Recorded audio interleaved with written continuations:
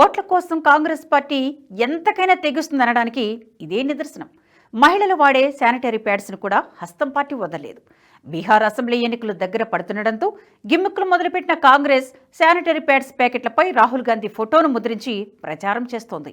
మహిళల్లో ఋతుక్రమం పరిశుభ్రతపై అవగాహన పెంచే ఉద్దేశంతో కాంగ్రెస్ పార్టీ ప్రియదర్శిని ఉడాన్ యోజన కింద ఉచిత శానిటరీ ప్యాడ్ ప్యాకెట్ల పంపిణీ కార్యక్రమాన్ని చేపట్టింది. ఈ స్కీమ్లో భాగంగా 5 లక్షలకు పైగా శానిటరీ ప్యాడ్ బాక్సులను మహిళలకు పంపిణీ చేయనున్నట్లు కాంగ్రెస్ పార్టీ తెలిపింది. అయితే ఉచితంగా పంపిణీ చేస్తే లాభమేంటని భావించిన కాంగ్రెస్ పార్టీ నేతలు వినూత్నంగా ఆలోచించారు. తమ అనధికార అధినేత రాహుల్ గాంధీ ఫోటోని శానిటరీ ప్యాడ్స్ ప్యాకెట్లపై ముద్రించారు.